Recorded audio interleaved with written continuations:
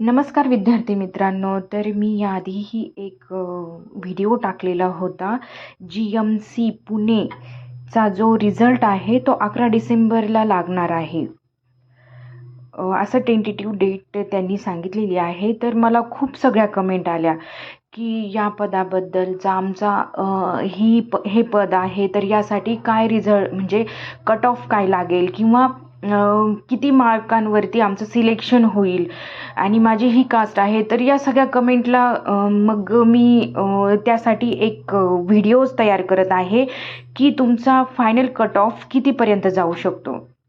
ही जी exam झालेली होती ती 11 नोव्हेंबरला झालेली होती आणि त्यानंतर या नेक्स्ट वीकमध्ये म्हणजे या 11 तारखेपर्यंत तुमचा रिझल्ट लागणार आहे. तर मग चला ह्या ज्या सगळ्या पोस्ट होत्या त्यांचा मी सगळ्यांचा म्हणजे एक रिसर्च केला आणि त्यानुसार तुम्हाला सांगते की किती जागा होत्या आणि कोणत्या जागेसाठी काय कट ऑफ लागणार आहे ते.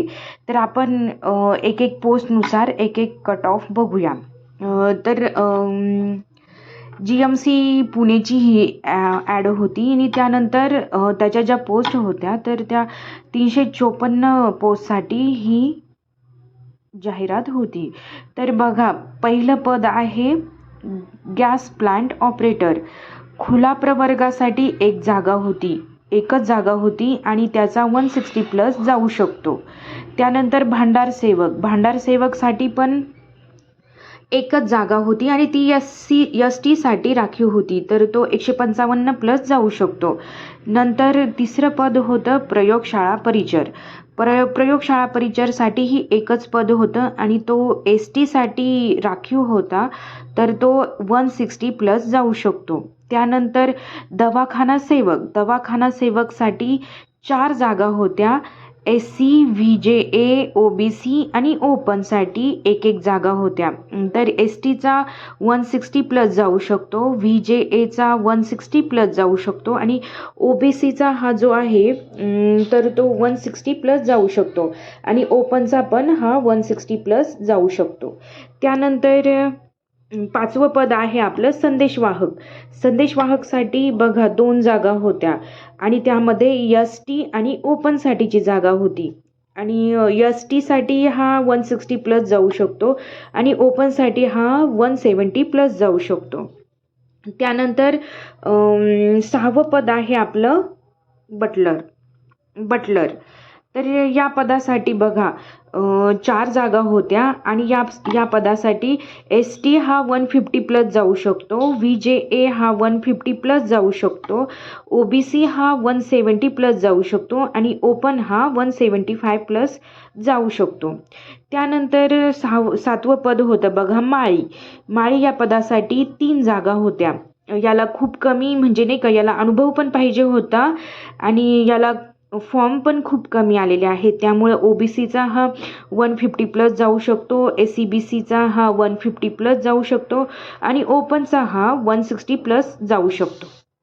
त्यानंतर आहे प्रयोगशाळा सेवकसाठी बघा 8 जागा होत्या आणि ह्या 8 जागांसाठी कट ऑफ बघा, याला पण बऱ्यापैकी फॉर्म आलेले होते आणि खूप चांगल्या प्रकारे अटेम्प्ट केले सगळ्यांनी. तर SCचा हा 160+ जाऊ शकतो, STचा पण 160+ जाऊ शकतो, VJAचा हा 150+ जाऊ शकतो आणि OBCसाठी हा 170+ पर्यंत जाऊ शकतो आणि SCBCसाठी हा 170+ आणि EWS साठी हा 160+ जाऊ शकतो आणि ओपनसाठी हा 170+ हा जाऊ शकतो.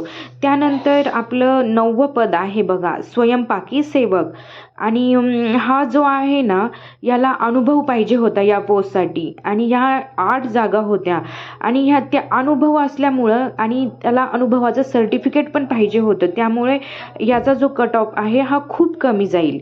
तर बघा ह्या जागा होत्या 8 जागा होत्या आणि याचा कट ऑफ बघा, SC साठी 1 जागा होती त्यामुळे याचा 140+ जाईल, ST साठी 130+ जाईल, OBC साठी 2 जागा होत्या 150+ जाईल मेलसाठी आणि फिमेलसाठी 140+ जाईल आणि SCBC साठी एकच जागा होती, हा 150+ जाईल. ओपनसाठी 2 जागा होत्या म्हणून मेलसाठी 160+ आणि फिमेलसाठी 140+ जाईल. त्यानंतर EWSसाठी 140+ ही जागा जाऊ शकते. त्यानंतर 10वं पद होतं आपलं नाभिक पदासाठी 8 जागा होत्या आणि त्यासाठी पण खूप कमी कट ऑफ लागणार आहे. बघा, SCसाठी 140+, STसाठी 130+, VJAसाठी 150+, SCBCसाठी 140+ जाईल, EWSसाठी 130+ आणि ओपनसाठी ज्या आहे ह्या 3 जागा होत्या आणि त्यासाठी 170+ हा मेलसाठी जाईल आणि फिमेलसाठी 160+ हा जाईल. त्यानंतर आपलं 11वं पद होतं स्वयंपाकी सहाय्यकसाठी आपल्या 9 जागा होत्या आणि त्याचा कट ऑफ बघा. SCसाठी 140+, STसाठी 130+ आणि त्यानंतर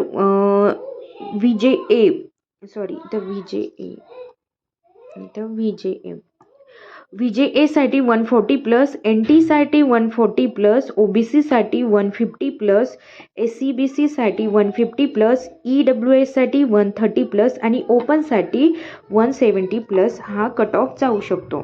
त्यानंतर हमाल या पदासाठी पण खूप म्हणजे जागा होत्या 130+, याच स्वयंपाकी सहाय्यक या दरम्यान लागणार आहे, तुम्ही बघू शकता.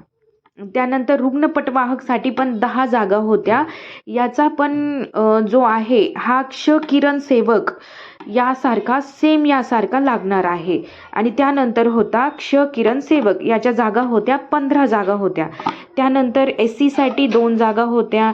नंतर STसाठी 1 जागा, SCचा जाऊ शकतो 160+, STचा जाऊ शकतो 150+, VJAसाठीचा जाऊ शकतो 160+, NTBसाठीचा जाऊ शकतो 160+ आणि OBCचा 3 जागा होत्या तर हा जाऊ शकतो 160+.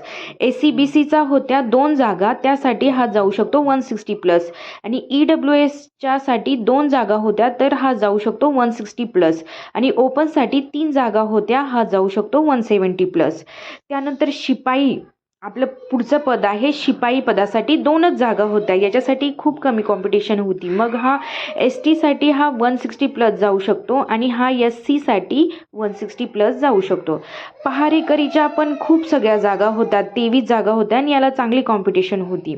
तर बघा, तर OBCसाठी 170+ जाऊ शकतो, ओपनसाठी 172 जाऊ शकतो आणि SCसाठी 160+ आणि STसाठी 160+ जाऊ शकतो आणि 1 जागा ही दिव्यांग प्रवर्गासाठी होती. तर याचा पण खूप कमी लागू शकतो, 120 पेक्षा जास्त किंवा यापेक्षाही कमी लागू शकतो दिव्यांग प्रवर्गासाठी. त्यानंतर चतुर्थ श्रेणी सेवक होता. चतुर्थ श्रेणी सेवकसाठी मी फक्त OBC आणि ओपनसाठीच्या सांगणार आहे ह्या, कारण याला पण खूप जास्त फॉर्म आलेले होते. तर चतुर्थ श्रेणी सेवकसाठी 160+ OBC लागू शकतो आणि 170+ ओपन लागू शकतो. जर दुसऱ्या प्रवर्गातील जे कोणी असेल तर त्यांनी मला प्लीज कमेंट करा, मी त्यांना कमेंटमध्ये. नंतर आपलं पद आहे आया ह्या पदासाठी खूप कमी कॉम्पिटिशन होती आणि हे पद फक्त महिलांसाठीच होतं आणि यात खूप कमी कट ऑफ लागणार आहे आणि यात खूप सगळे चान्सेस आहे महिला सिलेक्ट व्हायचे, म्हणजे ज्यांना पण कमी मार्क्स आहेत त्या सिलेक्ट व्हायचे खूप जास्त चान्सेस आहेत. सो ही खरंच महिलांसाठी खूप सुवर्णसंधी होती. तर बघा, या 39 जागा होत्या, 39 जागा होत्या आणि हे पद फक्त महिलांसाठीच होतं. तर यामध्ये जाऊ शकतो SCचा जाऊ शकतो 130+, STचा जाऊ शकतो 120+, त्यानंतर VJAचा जाऊ शकतो 130+, NTBसाठीचा 130+, NTसाठीचा जाऊ शकतो 130+, SBCसाठीचा जाऊ शकतो 130+, OBCचा जाऊ शकतो 130+, SCBCचा जाऊ शकतो 130+, EWSचा जाऊ शकतो 110+ आणि ओपनचा जाऊ शकतो 140+. आणि त्यानंतरचं सगळ्यात महत्त्वाचं जे पद आहे ते आहे कक्षसेवक या पदासाठी खूप सगळे फॉर्म आलेले होते. तर 168 एवढ्या जागा होत्या कक्षसेवकसाठी आणि हा जो कट ऑफ आहे हा खूप जास्त जाणार आहे. त्यामुळे मी OBC आणि मी फक्त इथं OBC आणि ओपनसाठीचाच प्रिडिक्ट केलेला आहे. तर OBCचा हा जाऊ शकतो 170+ आणि ओपनसाठीचा हा 180+ जाऊ शकतो. जर दुसऱ्या कोणत्याही प्रवर्गातील इथे आहे, जर कोणत्याही स्टुडंटला वाटत असेल आणि ते कास्टमधून जर त्यांना शंका येत असेल तर प्लीज मला कमेंट करा. मी तुम्हाला कमेंटमध्ये सांगेल की किती म्हणजे किती कट ऑफ जाईल ते. तर सगळा हा कट ऑफ आहे आणि ही एक्झाम खूप सोपीही होती आणि याला निगेटिव्ह मार्क्स पण नव्हते. ही एक्झाम मी पण अटेंड केलेली आहे, त्यामुळे मी सांगते की खूप सगळे असे विद्यार्थी आहेत की त्यांनी 180+ अटेम्प्ट केलेला आहे. त्यामुळे हा कट ऑफ चांगल्या म्हणजे जास्त लागू शकतो. तर ज्यांनाही खूप चांगले मार्क्स पडणार आहे त्यांचं सर्वांचं अभिनंदन. आणि ज्यांना पण काही शंका वाटत असेल तर त्यांनी प्लीज कमेंट करा आणि नवीन असाल तर चॅनलला लाईक, शेअर आणि सबस्क्राईब करायला विसरू नका. कारण जी नंतरची काही अपडेट येणार आहे ती मी या चॅनलवरती तुम्हाला सांगणार आहे आणि प्रदर्शित करणार आहे. सो प्लीज चॅनलला सबस्क्राईब करायला विसरू नका आणि थँक्यू.